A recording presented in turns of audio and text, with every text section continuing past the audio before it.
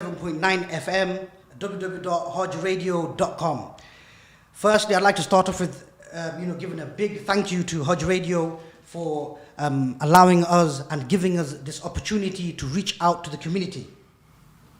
Our today's show, or every Tuesday, we're going to be doing a show on inspiring the next generation.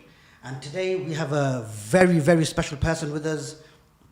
And many of us know him already. And for those that don't know, he is our dear brother Tarek, Freedom Zampaladas, Hood to Horses. Brother Tarek, how's it going, bro? You alright? I'm good. Assalamu alaikum, brother. And assalamu alaikum, rahmatullah wa barakatuh, to all the brothers and sisters that's tuning in right now. Alhamdulillah, bro. Alhamdulillah, Thank you very much. Thank you very much for agreeing to come into the show today. Thank you very much. It means a lot to us.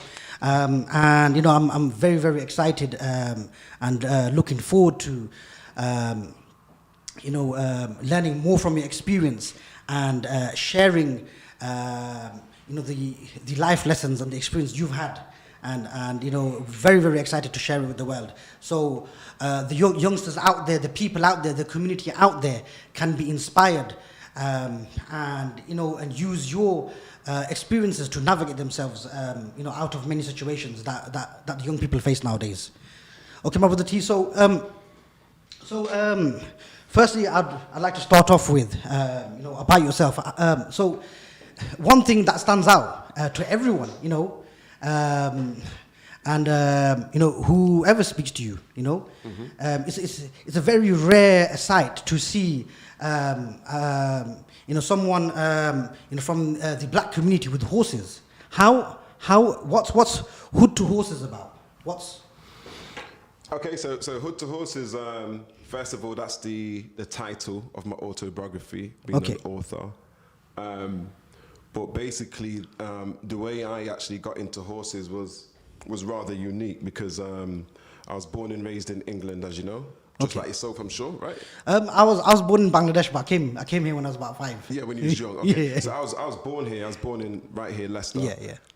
But I left Leicester when I was 14. So my dad decided to take the family back to the Caribbean. Yeah. Back to Antigua. That's where he's from. My mum's from Jamaica, and it was through migrating to Antigua that I was given the opportunity to work with horses because my uncle over there had a race yard. And I was always fascinated with animals. So just the fact that he had a race yard, it gave me that opportunity to literally see the insights into how a race yard operates, but also to get fantastically close to these animals and develop a very special bond with them. So you actually learned about horses by going to Antigua. The Caribbean. Yeah, I didn't have the opportunity here in the UK. Okay. What was life like you growing up then in your early teens, around 13, 14 here? What was the situation? Yeah. Life was good. It was just Leicester, Highfields, Leicester. Leicester in general, though, is a very diverse place.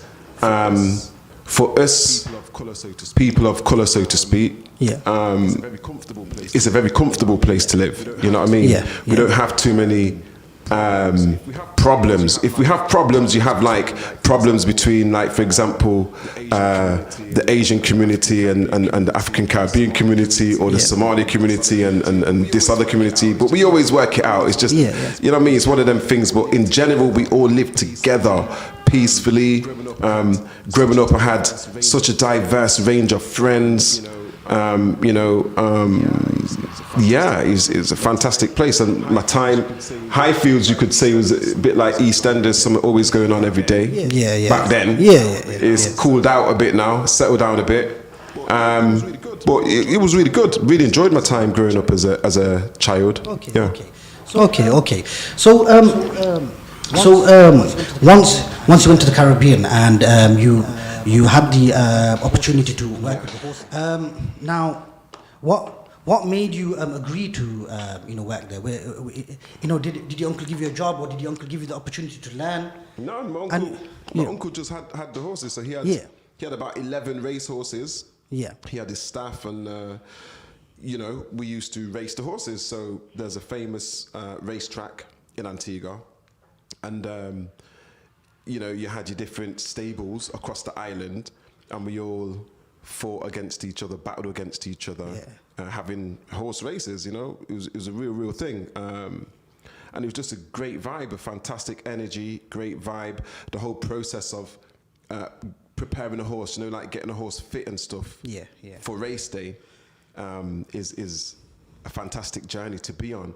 It's like, when boxers get the announcement that they're going to fight someone, and then they start training. It's very similar to that, what I mean? So there's a whole process that the horses go through to prepare them for racing. And it was just incredible to watch. They're incredible creatures, and it's a big shame that, over here in the UK, there's not so many people of color involved in that world, especially for the Muslim community, the Sikh community, where horses are extremely precious to us, as you know, Sunnah and all of that. It's actually Sunnah. Well, it's actually Sunnah. Well, I didn't know too much myself, but I think only learned a couple of years ago that it's actually Sunnah to learn horse riding and everything.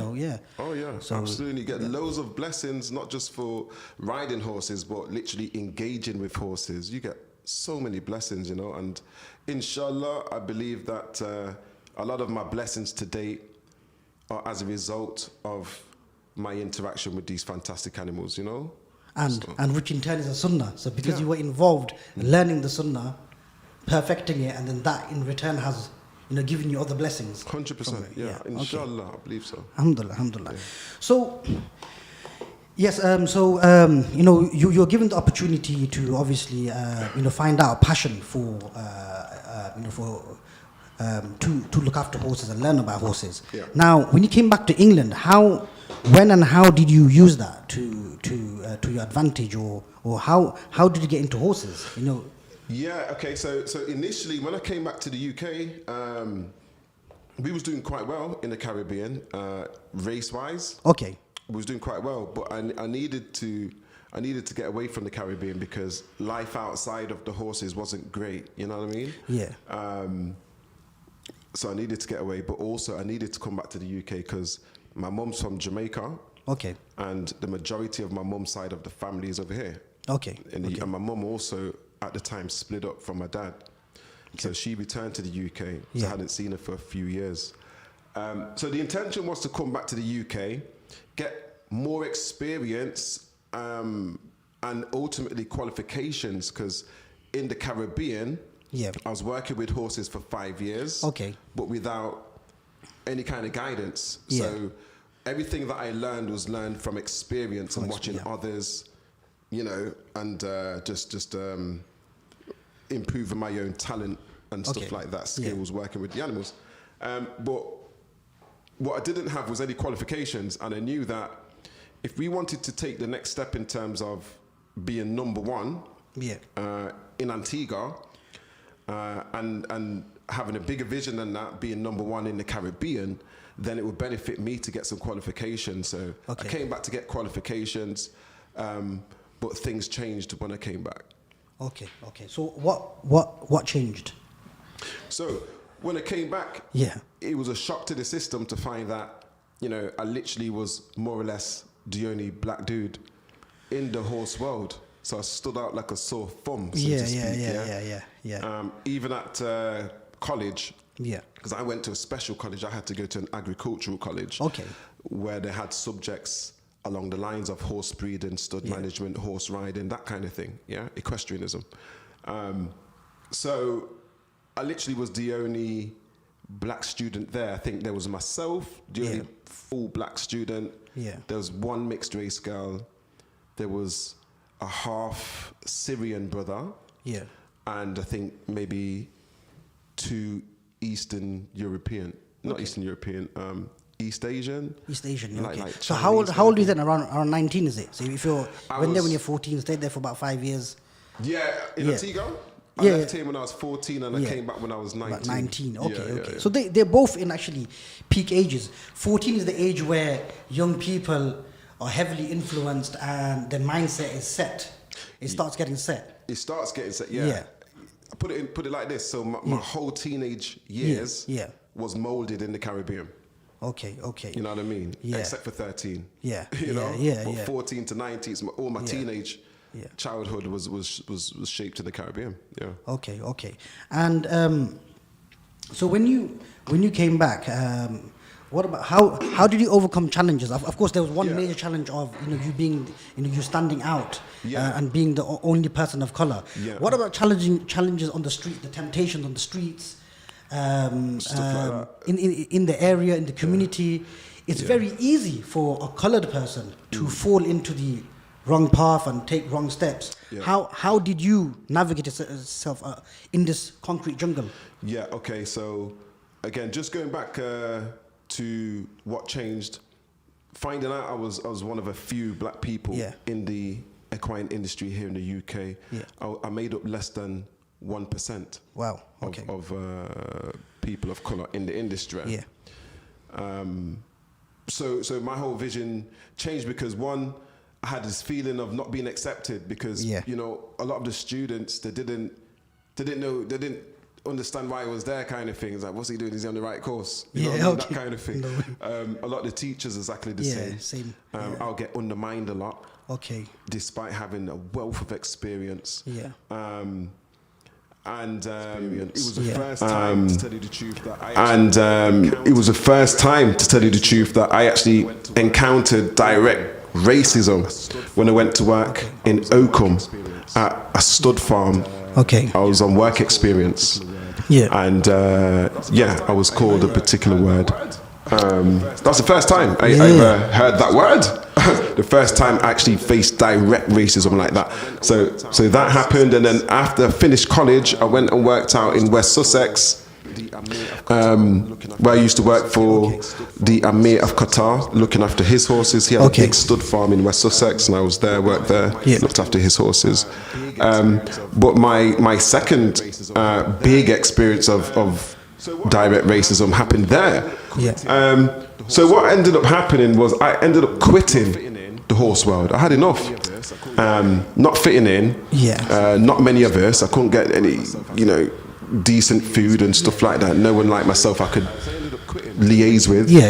Mingle with. So I ended up quitting, tell you the truth, because I had enough. I kind of just went back to my old ways, you could say. Went back to Leicester as well, just gave up. I actually ended up getting just a normal job working for British Gas. Then I had enough of that. Growing up myself, growing up myself, I've always seen you active, always doing something positive, and always being there for the community.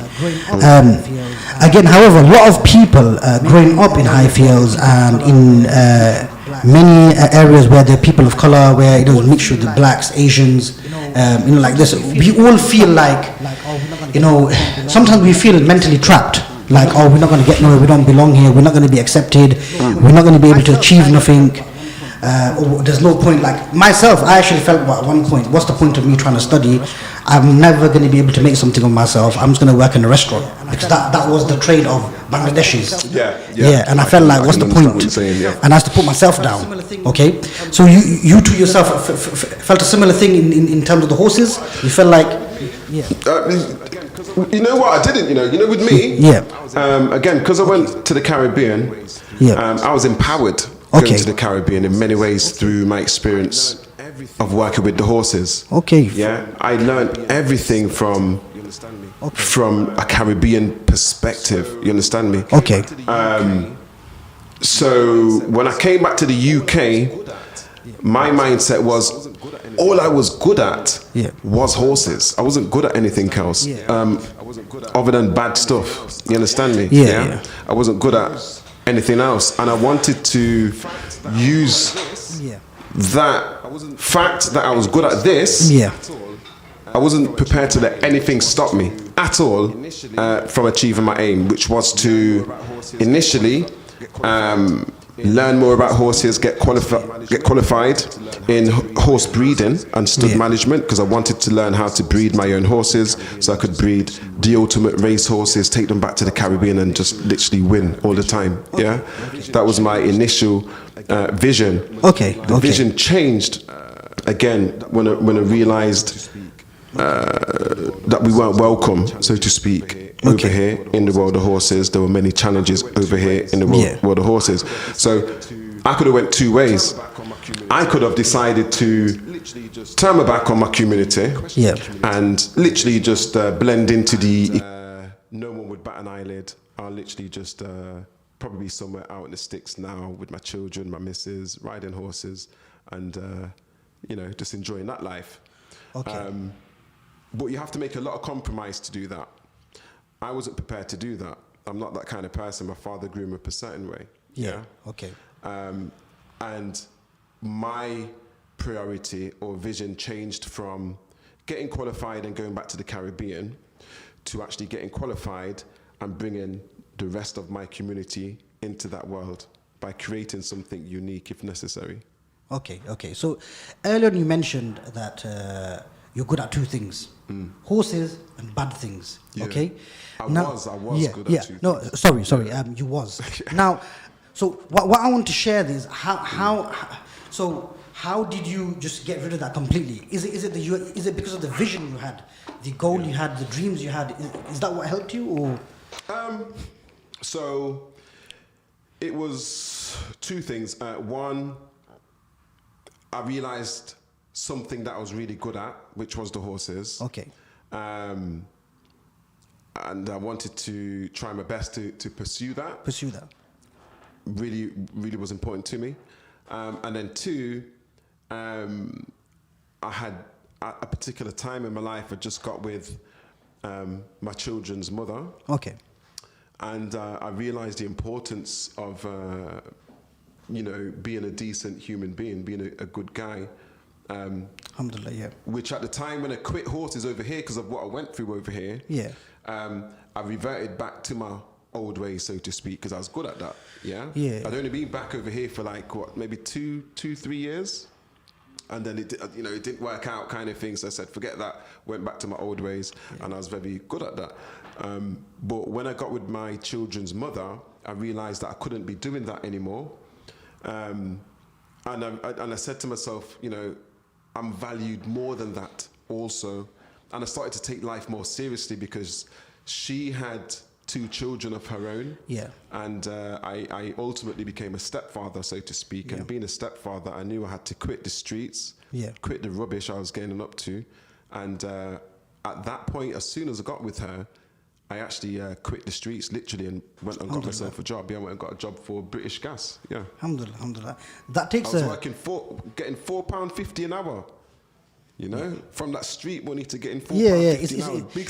It's a massive sacrifice to make. And a lot of people fall into that a trap where they feel like, I don't want to be working for that minimum wage, and you know, where I can make a lot more money in other ways. But I think we've got a question from someone. So I just want to say, really enjoying the show. You know, if you would like to get that question, please. Think about workshops for mothers, just like we get prenatal classes, which of course we when you first have it. Should we not have something necessarily in place? Or shall I read it out? Sorry, guys. So I'll read it out. So we've got a question in. Hi, just want to say, really enjoying the show. Wondering what your perspective is in what you think our parents should equip themselves with in order for us to have a better upbringing. What do you think about workshops for mothers, just like we get perinatal classes, which are compulsory when you have a first baby? Should we not have something necessary in place for school-age children's parents? Okay. I see. So, you know, with the T, so for yourself, for example, you had that massive opportunity to go to the Caribbean, to go to Antigua, and to work with horses and experience a whole new type of life, and you know, different world, and empower yourself. Indeed, many people, unfortunately, they don't have access to that, or they don't get that. And many parents as well, they don't know how to handle teenagers growing up. Yeah. Like, how do you control them or how do you guide them? It's very difficult. So I think this person is saying that maybe, are there any workshops? Yeah. You know what it is? I think you have to give young people, give children an opportunity to express themselves. You can't keep them too sheltered. Okay.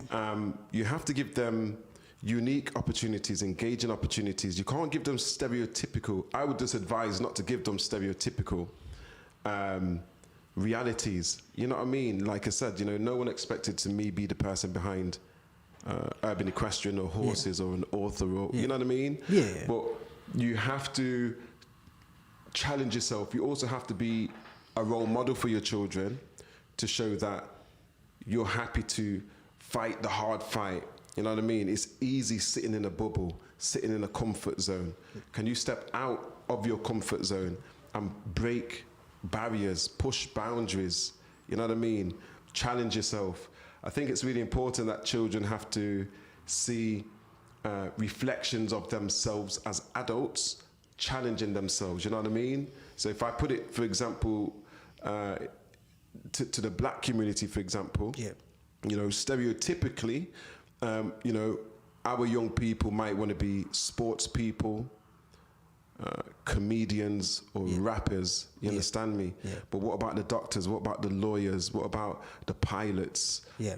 Solicitors? What about the riding instructors, the horse people, the jockeys? And we can be all of that also, you know what I mean? 100%, yeah. In terms of workshops and stuff like that, I think it's a big shame that the government has obviously closed a lot of youth centres and stuff, because that doesn't help provide provision for young people, for children. Yeah. But, they say a child only educated at school is an uneducated child. So a lot of it comes down to you as an individual parent as to what you engage your child or your young person in. That's what I would say. Okay, so we see all over, you've featured on TV, on papers, I don't like on it, Mercury. I don't like it. But people think I don't like all of that, I know. It comes with the territory. Yeah, it comes with getting the the movement out there. Yeah. So it's a good thing. So we see you do a lot of work. So now to the people who doesn't know much about the equestrian. Like myself, I didn't know much about it at all. Like I said, it's something. You to come riding, bro. I do, and I am going to come. I know, but I'm going to come. I'm going to come, bro. I'm going to come. Inshallah, 100%, bro. I'm going to get it done. But so now, in terms of the equestrian, what services or what things do you offer for people in the community at the moment? So Urban Equestrian, that's our social enterprise that we created 4 years and running.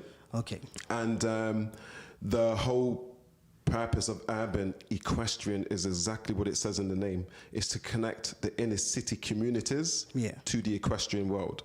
So inner city communities tend to be working white class, tend to be those from disadvantaged communities, deprived communities, your faith groups, refugees, asylum seekers, that sort of thing, that's our primary aim, but it's not exclusive to that. We have many members, many staff members that also come from the rural community, because ultimately Urban Equestrian is about uniting people, bringing together people, community cohesion and all of that. We embrace that.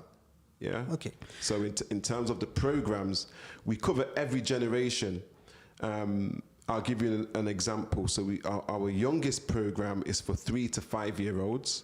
It's called the Mini-Me Toddler Club. And it consists of young people between those ages able to just have a pony trek on a pony. Okay. With other young people their age. Yeah. The pony trek usually lasts about 40 minutes, and then there's a little bit of equine care. So that usually consists of grooming the horse. Maybe they might bathe, wash the horse, they might plait its hair. That's really stuff, or they might feed it, stuff like that. Wow, mashallah. So that's your Mini-Me Toddler Club. Okay. We then have Aziza's Junior Pony Club. That's for 6 to 12 year olds. Okay, mashallah. And that's where, for example, your Mini-Me would make a transition. Transition into that. When they turn 6, they'll have to graduate from there and go to the junior pony club, and that's where they'll do a bit more.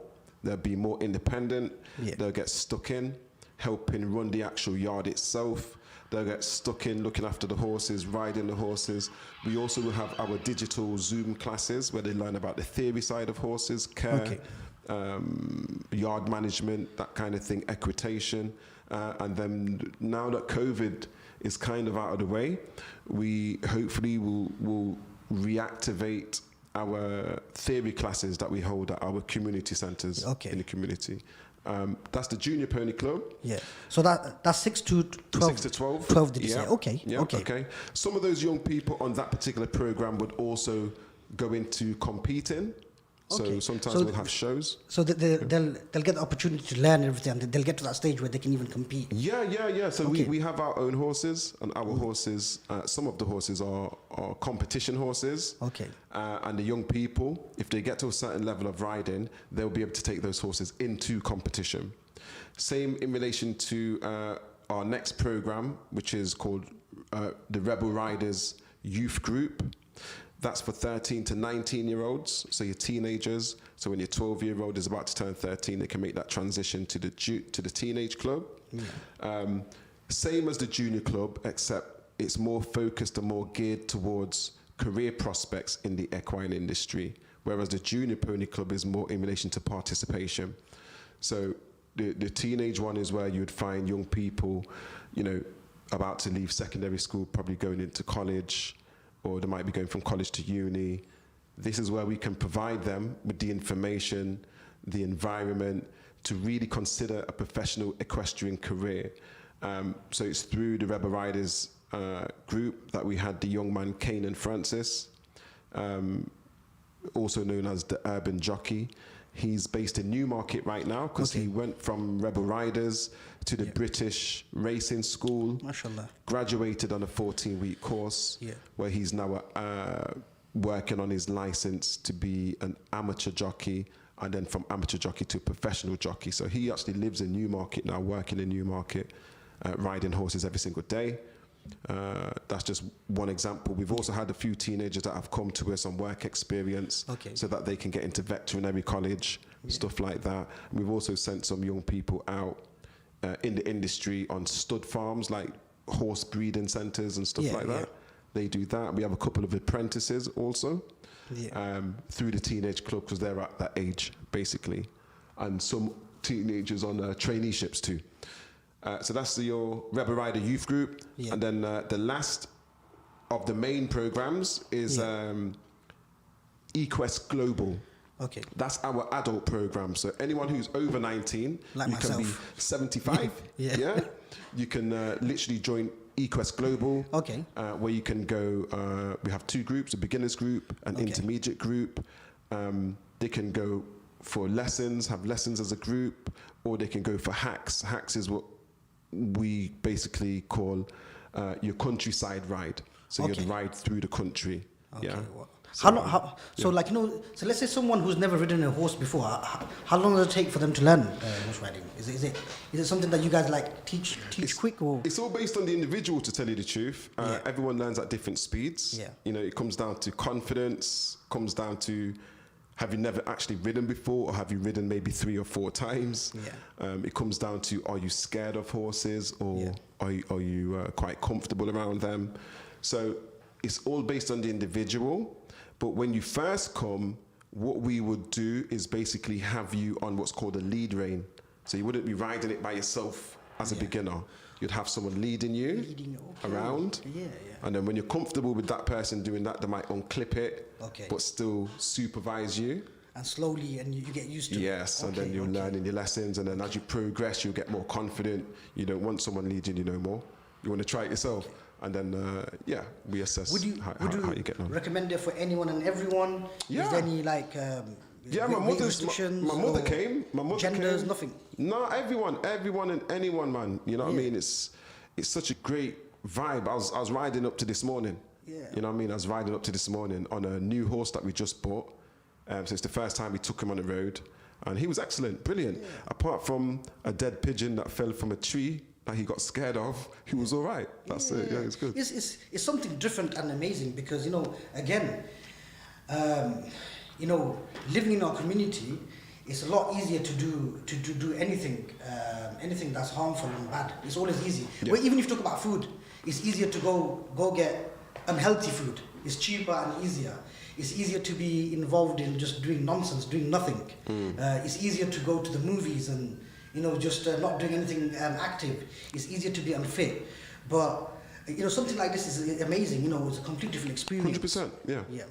100%. We've opened up this world to us. You know what I mean? Yeah. Which is what should have been done from a long time ago. You know what I mean? Yeah. Like a lot of people are jumping on the Black Lives Matters bandwagon, trying to say that they're doing something. You know what I mean? But we've been doing this before then. We done this. This has just come from the heart. We said, listen, man, it needs to happen. One of the biggest factors as to why I set up the social enterprise Urban Equestrian is because when I had my own kids, I wasn't in the world of horses. I'd quit by then. Yeah. So I was working for Alliance and Leicester, the bank. And I used to say to myself, it's such a shame that my own kids won't get to experience how talented I am around horses. Yeah. So it was also having my own children that led me to say, you know what? I need to show them this, man. I need to show them and share what Daddy does, man. Daddy's the real Django out here, bro. You get me? That's it, man. So you know what, bro? Do you feel like it feels to me that the way you set up the Urban Equestrian, it seems to me that in a way you're actually saving young people and teaching them something completely differently new. So I'd like to ask you, do you feel, has the horses saved your life? 100%. That's my blog on the back of my autobiography. 100%. If it wasn't for the horses, bro. I don't really want to go into the negatives of what I was up to in the Caribbean. But it was some real serious stuff. You know what I mean? Outside of the horses, the horses was literally my sanity. And again, just developing such a strong connection with them and such a talent, literally saved my life. I knew I was good at it. I was good at it. Now it seems you're saving other people's lives, because if you've opened it up to the community, people who doesn't even know horse riding, many people wouldn't think that's not even possible. You see that on TV, and it's for white people. Not anything where do you get it? But you said it, bro. You said it. Yeah. So. But you're right. It'd be something that's impossible, really. Like before I actually saw the Urban Equestrian, I would think it's not possible for me to go do horse riding, or if you do horse riding, it's like something you go on holiday and do. Okay, so I'm going to break it down for you like this, right? Before Urban Equestrian, if you wanted to go horse riding, you would book your horse riding lesson, you would turn up for your lesson, but you would not feel comfortable. Because it's just... I'm telling you, you wouldn't feel comfortable. Yeah? Okay. So it's a complete different setting. It's like this, bro. It's like Urban Equestrian is based on representation. Everybody talks about diversity and inclusion. They can keep talking about that, but if there's no representation involved in your diversity and inclusion, then it's irrelevant even having it. You understand me? Yeah? So when I say you'd be uncomfortable, it's because you won't see anyone like you. You won't see anyone who would understand your fears if you was to speak in Gujarati or something like that. If you were scared and you said something, you know what I mean? No one would understand you. Understand me? You're not going to be able to say too much if you have 10 dogs rushing at you as soon as you stepped out your car. Because normally on horse farms, we normally have dogs and stuff. And you're just going to be put in a position where you think you have to accept it. You understand? You won't be comfortable going into a shop, because if you go into the shop and you wanted to buy something for your daughter or your son who you took to the centre to ride with you, they wanted to get some sweets, you won't be comfortable because probably the sweets have got gelatin and stuff, they're not halal, and you're going to feel away, innit? So representation is really important, Urban Equestrian is based off of representation. So when you come to Urban Equestrian, you're going to see people who look like you. You're going to see people who can talk like you. You're going to see people who vibes like you. You're going to feel comfortable. They're dressed like you. There's no animosity. There's no hate. There's nothing. And when I say this, like, you could be a white person, you come Urban Equestrian, you see a white person. You understand me? And we just show that we're just inclusive. You're inclusive, we're diverse. Yeah. We have staff members that are from the Sikh community, Punjabi Sikh members. We don't differentiate between our Muslim brothers, the Sikh, the non-religious person, the Rastafarian. You know what I'm saying? It's just one. Everyone is welcome. And everybody respects everybody's views and opinions, and no one puts themselves higher than anyone. We're just balanced. Amazing. And that's how it should be. Yeah, absolutely, 100%. And this opportunity should be, and this facility should be open to everyone. Yeah, okay. 100%. You know, there is one thing I've noticed currently, the situation you're dealing with, but we're going to come back to that. Also, as well, I've noticed that you do a lot of activism work and awareness, and every year, I think this year you've not. Did you manage to do it this year because of the COVID and everything? The emancipation walk. And I've actually learned first from you, actually, that you said that the act to for the freedom of for the abolition of slavery. So, man. So the Abolition Act, which was drafted in 1807. To end the trading of African slaves here in the UK, was formulated 7 miles from here in a small village called Rothley. Okay. Most people will associate Rothley with the place where Madeleine McCann disappeared from. Yeah, Rothley. Well, it's also the village where the Abolition Act was formulated by William Wilberforce and Thomas Babington, and taken from there to Parliament on horseback. A lot of people don't know that. And that's a big, significant piece of British history. You know what I mean? That nobody ever talks about. No one ever talks about it. I literally only learnt about it. I remember when you and the team popped down, you, Rez, and everyone popped down. Yeah. And then I think it was your first year when you started it off, I think, when you did it massive. And you took, I think, a few hundred people down. Yeah, from every year we do it. So did you start from Nelson Mandela Park and then walked up, or did you start from there, or is it? No, what we do, we meet at Nelson Mandela Park, so everyone gathers there. Yeah. The coach or coaches come there. Yeah. We all jump on board the coaches. Okay. We go to Rothley, and then we walk from Rothley all the way back to Leicester, but we give presentations along the way. Alhamdulillah, good stuff. Yeah, and you know, mashallah, like you've also published a book, and you've got your own publishing company as well. Yeah. Yeah, that's correct. Yeah, still a lot of work to do with it, but the Zampaladas Theory Publishing Group, or TZT Publications. Yeah. I'm self-published, and as a result of being self-published, I wanted to create a platform to help others self-publish their books. So we currently have, if I'm correct, 6 books published. We have 6 books published. And it's a platform that anyone who's a writer and is looking to get help and assistance with publishing their book can certainly come to us, and we can certainly do that for you. Yeah. Again, that's amazing. That's unheard of in the area, in the hood. That's unheard of. Yeah. You know, it's not even a possibility. Like if you talk about, I want to write a book, who on earth can you go to? So again, you're opening that opportunity for us. Yeah, come and see us, man. Come see me, no problem. My daughter, who's 8 years old. Yeah. No, my daughter, she's 14 now. Okay. But when she was 8 years old, when she see me writing my book, she wanted to copy Daddy. So she wrote her book, and that goes back to the same parent who asked the question. Yeah. So she see me writing my book. She said, Daddy, I want to write a book also, if you're writing a book. So she wrote her own book. We both published our books on the same day at the same time. So she has a book called Guess What? All in her own words and so on. Really funny book. And she actually went on to win Leicester's Got Talent 2015 with her book, because it's an interactive book. So she reads it on stage. She engages the audience. And she won Leicester's Got Talent 2015. Alhamdulillah. So again, so you're saying it's basically leading by example. And again, are you saying, once you follow your own passions, once you're living your own life to the fullest, then automatically the children, the young people would be able to relate to you and will be able to latch on. Is that what it is? Because you mentioned as well, one of the things you were, not this word, like, one of the things you were thinking about is, when you wasn't doing the horses, you're thinking, I wish I could show my children and allow them to experience and see me in action. Yeah. So, is it, so do you feel by you following your passion and everything's affected your whole family, your whole community?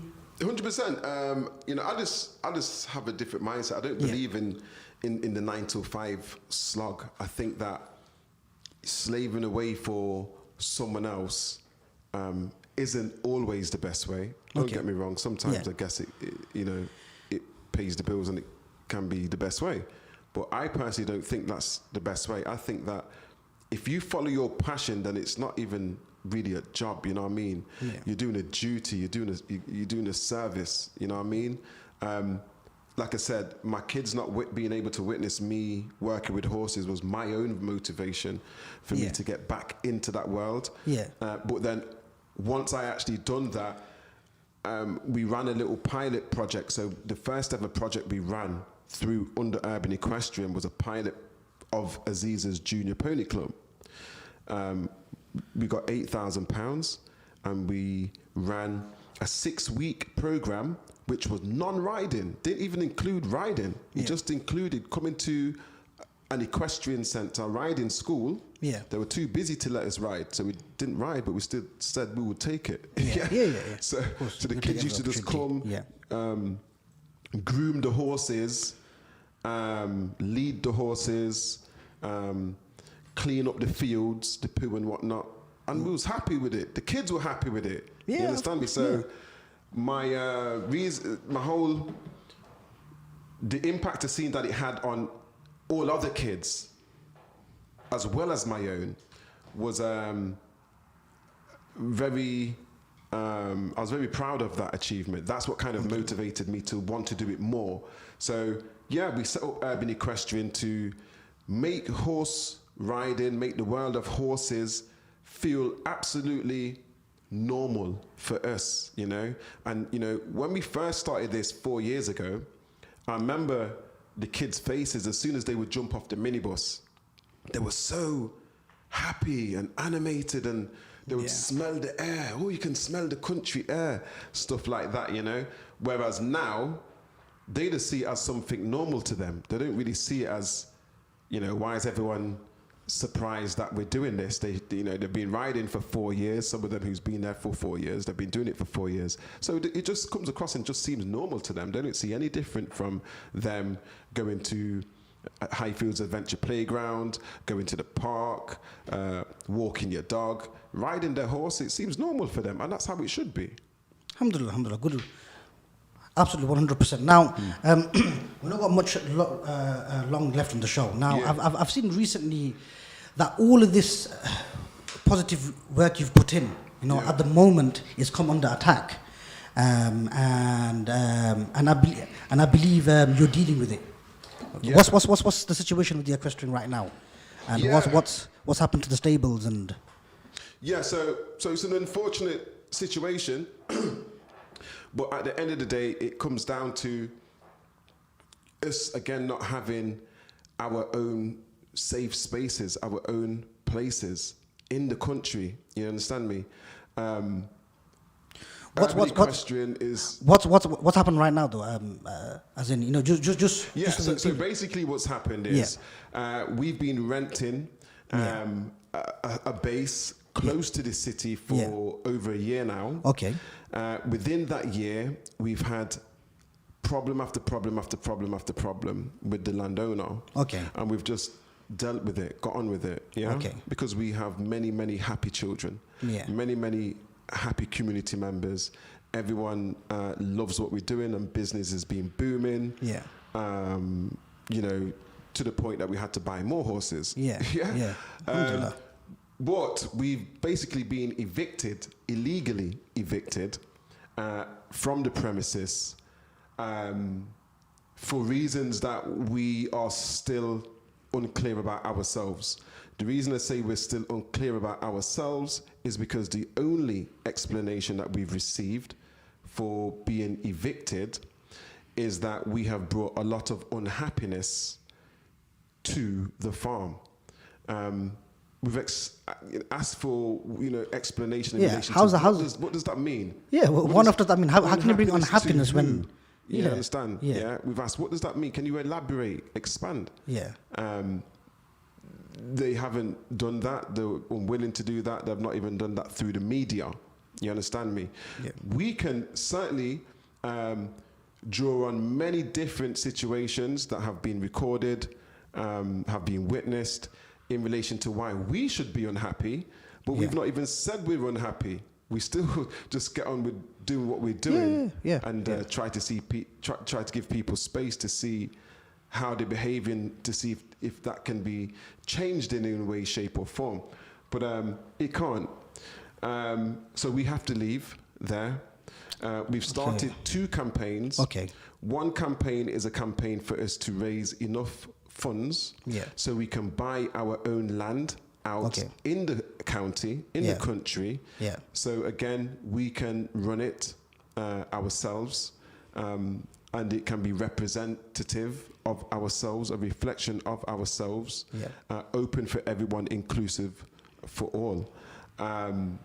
That's where we are. Within the notice to quit, the eviction, a threat was made where the landowner has suggested that if we do not leave by the 14th of July, he will dispose of our horses, our equipment. I'm smiling at that in which a is way, illegal. Which is it's making me angry. Like they would even send a letter like that, taking the mick. Exactly that. The letter was sent. I can only imagine how you feel like with that. Nobody's touching the horses. You understand? Yeah. The letter was sent. The notice to quit, which is illegal, was sent to cause panic, fear, and distress. Yeah. We've sought legal advice in relation to it. It's been verified as illegal. We've issued them with our own official response, asking for them to issue us with a legal NTQ based on our arrangement. We await to see what happens next, basically. So now, how can the community help now? How can people help? How can people get involved? Yeah, so like I stated, follow us on Instagram at the Urban Equest. Okay, you can follow us before this current story. We've done amazing work. Thousands of kids from the inner city communities of Leicester and beyond have come through our doors, have ridden horses, thousands. It's a fantastic, beautiful, diverse organization, many different things that you can engage in, not just the 4 programs I mentioned. We also have Horses, History and Heritage, where we have options which you can select, for example, Horses, the Sunnah and Islam, which is a combination of physical equestrian engagement, horse riding, and theory in relation to how horses are extremely precious to us as Muslim people. The Quranic evidence of horses, horses in the Sunnah, horses throughout history, famous people within our religion who were famous horsemen and women. We cover all of this, and we still give you information in relation to what confirmation means, breeds, colours and markings. There's many different things. We have other concepts due to come. We have other bits and pieces happening. Okay, so if anybody wants to come join in the facilities you have, they can follow you on Instagram. Follow us on Instagram. We're also on Facebook. We're also on Twitter. We also have the website, which is www.urbanequestrian.co.uk. Please follow us. But ultimately, in relation to the current situation, we have until the 14th, which is next week, Wednesday, in relation to us being given this eviction, but we don't recognize it anyway. But we want to get out of there as soon as possible. Okay. That is what we and want to do. we need help, is it? Yeah. Yeah, Help we much do as need possible help. from the So we community. need help to put up some temporary shelters. Yeah. For our horses. We need help in relation to raising funds. £150,000 is what we're trying to raise. So check out our Buy Us For Us land ownership campaign, and there's the Pound is Sound campaign. Also check out the website. Thank you very much.